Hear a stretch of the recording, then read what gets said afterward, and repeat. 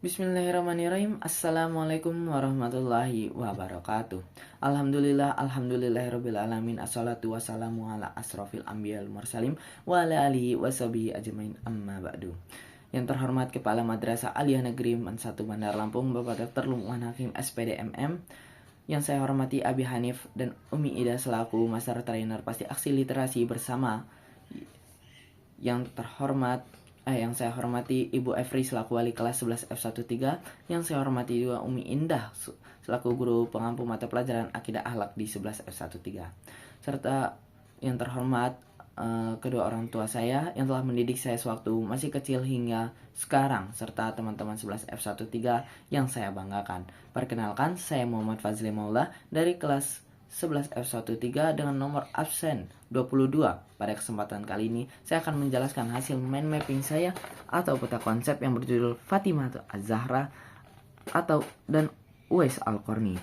Nama dan nasabnya ini adalah Fatimah binti Muhammad bin Abdullah bin Abdul Muthalib, yang merupakan putri bungsu dari Nabi Muhammad SAW dengan Khadijah bin Khalid. Ia ini lahir di Mekah Al-Mukarramah di 2 Jumadil Akhir 18 tahun sebelum Hijriah, dan tahun kelima kenabian. Mengenai wafatnya terjadi perbedaan, tetapi ada pendapat yang secara mayoritas mengatakan bahwa ia meninggal pada malam Selasa 3 Ramadan tahun 11 Hijriah di usia 28 tahun, serta setelah wafat ini ia dimakamkan oleh Asma binti Umais dan Ali bin Abi Thalib. Ia dimakamkan pada malam itu juga di pemakaman Al-Baqi. Ia memiliki saudari yang bernama Zainab, Ruqayyah, dan Ummu Kulsum, serta saudara yang bernama Qasim dan Abdullah. Menurut Kitab Nur, Fatimah Zahra ketika berusia 15 tahun lebih dari 5 bulan menikah dengan Ali bin Abi Thalib yang berusia 21 tahun lebih 5 bulan. Setelah perang Badar dan pernikahannya, mereka dianugerahi karunia ketiga putranya bernama Hasan, Husain, dan Muhasim. Namun Muhasin ini meninggal masih kecil. Adapun putrinya itu yang bernama Zainab dan Ummu Kulsum. Namun menurut Alas bin Sa'ad ada anak putrinya yang ketiga, yaitu ditambah dengan Ruqayyah. Fatimah ini memiliki beberapa julukan. Yang pertama ada Az-Zahra yang artinya cemerlang, Atahiyah yang suci, kan terpelihara, Ummu Alimah yaitu ibu para imam, kemudian Nisa al-Alamin yaitu sejagat Sayyidah yang pemuka yang mulia, kemudian ada Batui yang artinya perawan. Keteladanan Fatimah Zahra ini adalah kesederhanaannya, kesabaran, akhlak mulia, serta kepatuhan kepada sang suami yaitu Ali bin Abi Thalib. Kemudian saya akan menceritakan beberapa sepenggal kisah dari Fatimah Az-Zahra ini. Ia merupakan perempuan yang cerdas, kecantikan yang luar biasa.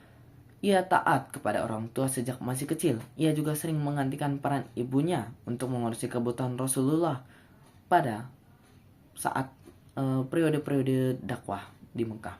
Fatimah ini sering melihat sang ayah ditentang oleh kafir Quraisy. Namun meskipun demikian, ia tidak membuatnya untuk membenci kepada sang ayah atau Rasul, tapi membuatnya menjadi penyejuk hati dan pendukung dakwah sang ayah.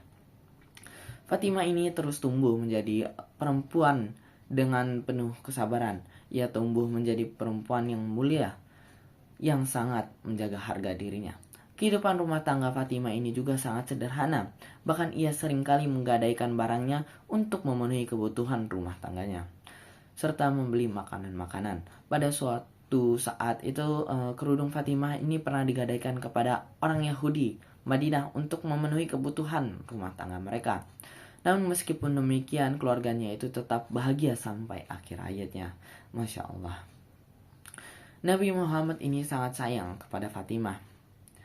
Sewaktu Nabi Muhammad ini sakit, karena menjelang ajal wafatnya, Fatimah ini tidak berhenti-henti menangisi Nabi Muhammad. Nabi Muhammad juga membisiki Fatimah sehingga tangisannya semakin bertambah.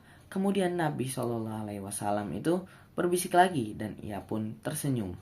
Hal tersebut dikarenakan bahwa dia menangis karena ayahnya ini memberitahu bahwa tak lama lagi ayahnya akan meninggal, tetapi kemudian tersenyum karena Nabi yang pertama kali akan menjumpainya di surga nanti.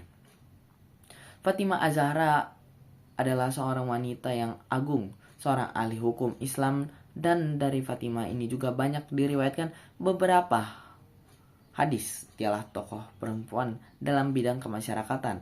Orangnya ini sangat sabar dan bersahaja, akhlaknya juga sangat-sangat mulia.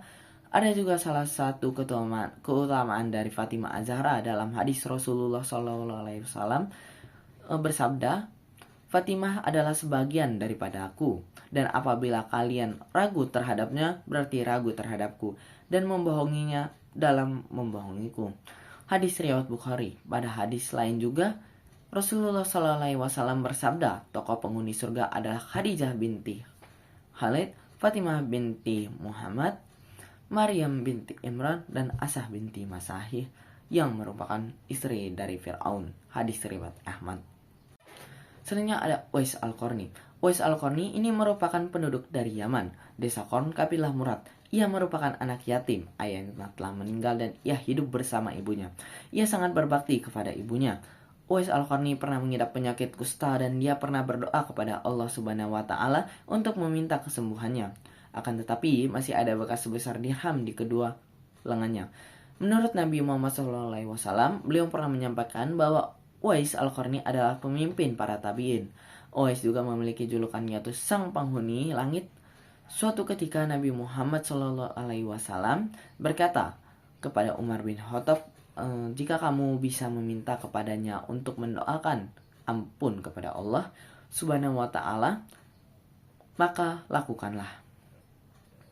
Ketika Umar bin Khattab ini menjadi Amirul Mukminin, dia bertanya kepada jamaah haji dari Yaman di Baitullah pada musim haji. Umar bin Khattab berkata, apakah di antara kalian ada yang bernama Uwais Al-Qarni? Mereka menjawab, ada. Kemudian Umar bertanya lagi, bagaimana keadaannya ketika kalian meninggalkannya? Mereka menjawab, kami meninggalkannya dalam keadaan miskin harta, benda dan pakaian yang sangat rusak. Umar bin Khattab juga berkata kepada mereka, celakalah kalian. Sungguh Rasulullah telah bercerita tentang Uwais Al-Qarni bahwa dia memohonkan ampun untuk kalian, lakukanlah. Setiap tahun, Khalifah Umar bin Khattab ini menantikan kedatangan seorang yang bernama Uwais Al-Qarni tersebut. Siapa sih Uwais Al-Qarni tersebut? Umar bin Khattab bertanya-tanya sebagaimana yang diceritakan oleh Rasulullah. Pada suatu ketika akhirnya Uwais ini datang bersama jamaah haji dari Yaman. Umar menemuinya dan memastikan bahwa identitasnya itu persis dengan asal-usul keluarganya dan bekas penyakit kustanya sempat ia alami. Kemudian ia memastikan bahwa Uwais adalah orang yang dimaksud Rasulullah SAW. Uwais akhirnya dipeluk dan meminta Uwais untuk mendoakan ampun baginya. Uwais dengan rendah hati memenuhi permintaan tersebut ketika Umar menawarkannya. Umar menawarkannya juga untuk menuliskan surat kepada wali kota Irak, ia juga agar memperhatikan Uwais.